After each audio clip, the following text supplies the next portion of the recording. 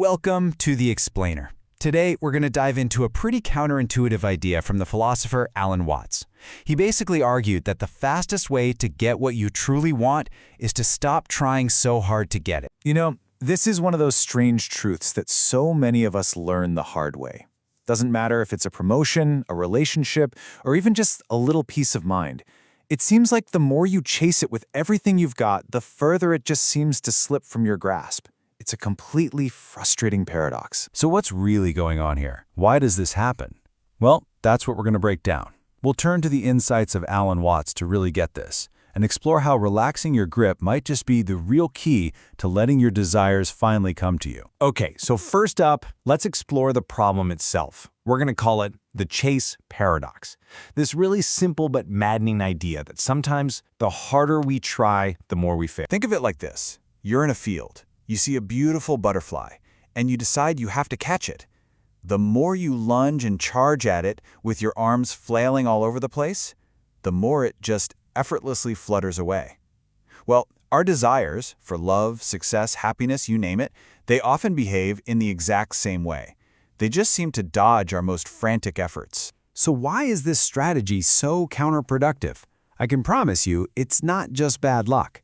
It really comes down to the fundamental energy, the vibe, if you will, that you're putting out into the world. At its very core, the act of chasing something sends this powerful, unspoken message. It's an action that's born from the feeling of not having. See, by desperately wanting something, you are putting all your focus on its absence. You're constantly broadcasting an energy of scarcity and fear, and in a way, life just reflects that reality right back to you. It's funny, we often act like there's some kind of cosmic scorekeeper up there rewarding us for our stress and our effort. But here's the thing, life doesn't award points for suffering. It doesn't respond to how tightly we clench our fists. It responds to the underlying energy we embody, what Watts would probably call the frequency of our being. And this highlights a really critical distinction. There's inspired action, which feels like flow. It's calm, it comes from a place of trust and wholeness, and then there's desperate striving. It's the total opposite. It's noisy, anxious, and it's driven by all this external pressure and comparison. One creates, and the other, well, the other just repels. So if the frantic chase doesn't work, what's the alternative? What are we supposed to do?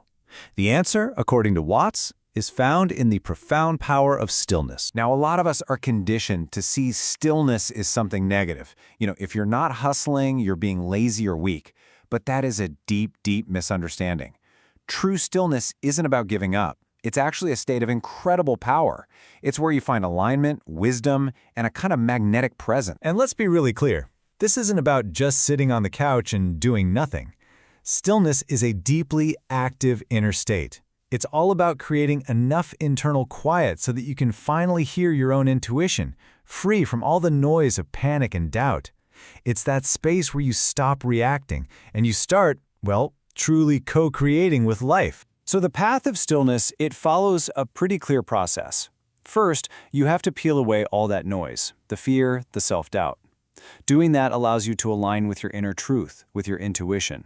From that aligned place, your actions begin to flow from inspiration, not desperation, which makes them way more efficient and powerful.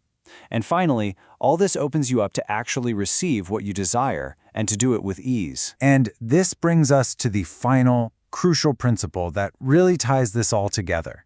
It's about making a shift from begging for what you want to becoming a magnet that attracts it. This right here, this is the absolute core of the whole philosophy. Life doesn't respond to your pleas. It doesn't respond to your affirmations if your inner state completely contradicts them. It responds to the silent, constant frequency of your being. It hears who you are, not just what you say you want. It all boils down to a direct feedback loop. It's that simple. If your dominant energetic state is one of fear and scarcity, life just seems to reflect more struggle back at you.